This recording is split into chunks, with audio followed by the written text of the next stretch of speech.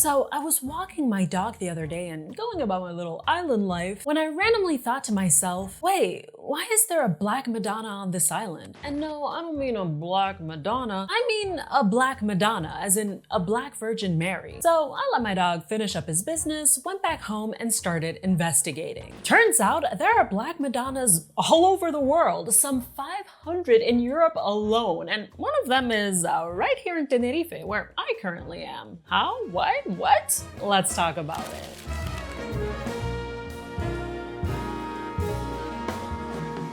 On the east coast of Tenerife, in the town of Candelaria, stands Our Lady of Candelaria, the patron saint of the Canary Islands and mining communities across the Americas. Declared a patroness in 1867 and canonically crowned in 1889, the Black Virgin of Candelaria, popularly called La Morenita, is celebrated each year on February 2nd and August 15th, where thousands come to worship her. Legend has it that this statue of the Virgin Mary washed up on the shores of Tenerife at the end of the 14th century, long before the Spanish quote-unquote occupation of the Canary Islands. See, before the Spanish conquest of the Canaries, there lived the Guanche, a pre-Hispanic indigenous people of this Macaronesian archipelago. And our story begins in 1392, the day two Guanche herders discovered the statue of a woman along the shore. Not knowing who or what this statue was, one of the shepherds tried throwing a rock at it, and whether you believe in what I'm about to say or not, this is where the legend gets interesting. It's said that as soon as that herder threw his rock at the statue, one of his arms became paralyzed. The other shepherd, witness to this, tried stabbing the statue, only to find that he had only cut himself. So obviously, now filled with absolute terror, both men fled the scene and reported these strange happenings to their local mense or Guanche king. And once he heard what happened, he ordered that the statue be taken to a cave, this cave to be exact, and worshipped as the goddess Shasirasi. I believe that's how you say her name. I've heard another pronunciation that goes Chaksiraski, but I don't think that's right, or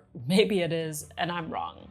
Anyways, the Guanches had their own mythology, and in it, Shasirasi was the Guanche mother of fertility, rain, harvests, and the sun. So it made sense really that this statue would be associated with this Guanche deity because of all the supposed mystical powers it possessed. Remember? Paralyzed arms, self-inflicted cuts. And the Guanche kept worshipping the statue as Shasirasi until a young Guanche who had recently escaped the Spanish and been converted to Christianity claimed it as the Virgin Mary. Incidentally, that was also when the Guanches learned about Catholicism. Now, it's important to note that this legend was recorded in 1496 by a monk called Alonso de Espinosa. Because up till then, most history was passed down orally, and that practice was all but wiped out during the conquest of the Canaries, we'll never really know what happened. What can be said, though, is that a bunch of things happened after the statue was declared as the Virgin Mary. But what's really important to note for this story is that a chapel was built for the Black Virgin Mary by the Roman Catholic Church, and that her festival began to be celebrated in 1497. She was also named the Virgin of Candelaria due to the green candle she held in her hand. But interestingly, the Canary Islands aren't the only place where she's worshipped. She's also venerated in central Philippines, Guatemala, Mexico, Peru, and parts of Puerto Rico. Remember, the Spanish colonized the Canaries, so when they expanded their conquests to other parts of the world, they brought some of those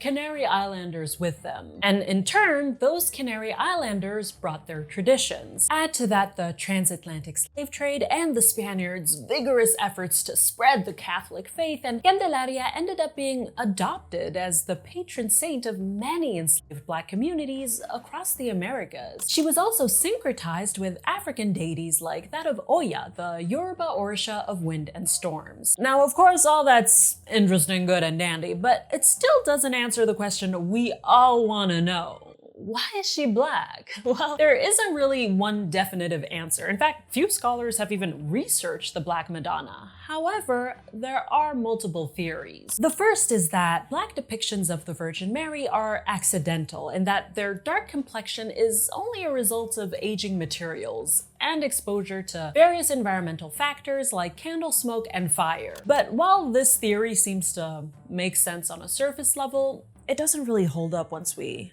dig a little deeper. If it really only boils down to old materials and too much exposure, why then does this seem to only affect skin color and not other areas? I mean, I do find it quite bizarre then that whether in old paintings or statues, only the black in Black Madonna is affected. And if these elements were so harsh, why didn't more saints end up black? Like, why haven't more representations of, say, Jesus have had the same thing happen to them? Not to mention that a Black Madonna in Sicily literally has a Latin inscription that reads, "I am black but beautiful," which is pointed to as an excerpt from the Song of Solomon. So this theory doesn't really hold up for me, but let's take a look at another one presented by Moss and Capinari in 1952. They stipulated that Mary herself must have had dark skin, seeing as how she was born and lived in the Middle East, and where white Christians whitewashed her to better see themselves in her image, so too did other populations all over the world, which is perhaps why she's been depicted as racially black by African Christians or brown by Middle Eastern Christians. Now, this theory does have more substance to it. However, it still doesn't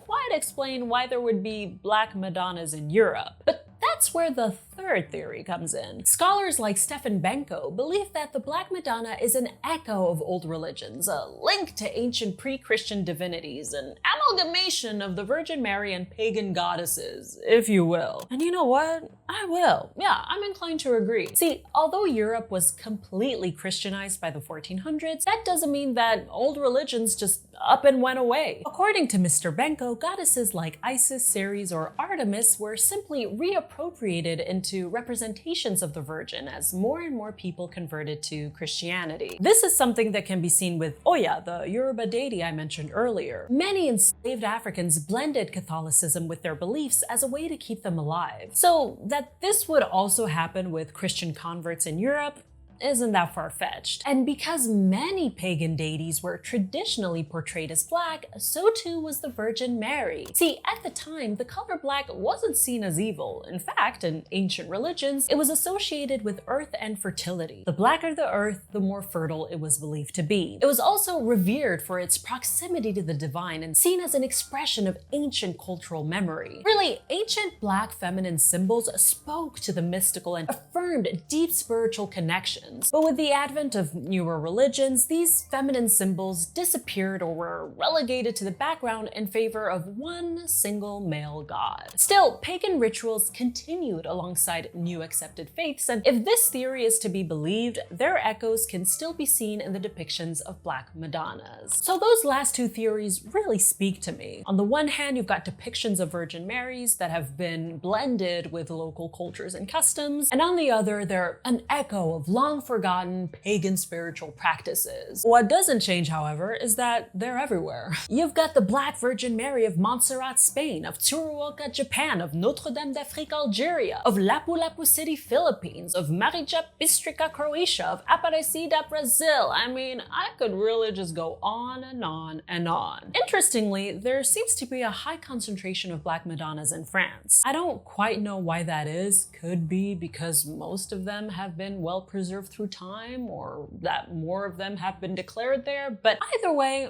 it is quite intriguing. However, speaking of France, it seems not everyone is quite as pleased with this black phenomenon. In fact, one church went so far as to whiten their Black Madonna. See, for almost 500 years, pilgrims came to the Cathedral of Chartres, France to pay their respects and worship the Black Virgin. Pope Pius IX even crowned the statue in 1855. But a decade-long restoration that ended in 2018 lightened the walls of the cathedral and practically bleached the Black Mary. Of course, the reasoning behind it was that she had never really been black. Decades of dirt and soot had clouded her white exterior, and once she was cleaned, well, her true colors were essentially restored. Oof, doesn't that just kind of feel icky to you? To me, it's quite reminiscent of those racist ads where they would contrast blackness and whiteness to show the effectiveness of their cleaning products. Oof. The cathedral wanted to remove the, quote, unsightly coating from this 16th century statue, and they sure did. Everywhere. Not only is her black physical self no longer there, the cathedral gift shop no longer sells images of the Black Madonna. Just the white one, who apparently was commissioned as a copy of, quote, a much admired earlier Madonna, Notre-Dame la Blanche, or Our Lady, the White One. Now, I'm not all that religious, but that sounds like a whole mess, really. But while Black Madonnas may still bother some, the fact of the matter is that they've inspired devotion throughout centuries, cultures, and countries, like here in Tenerife, where thousands come each year to honor and celebrate Our Lady of Candelaria. And that's all for now, folks. As always, if you like this video, don't forget to like, comment, subscribe, and give a big ol' thumbs up. Until next time, bye!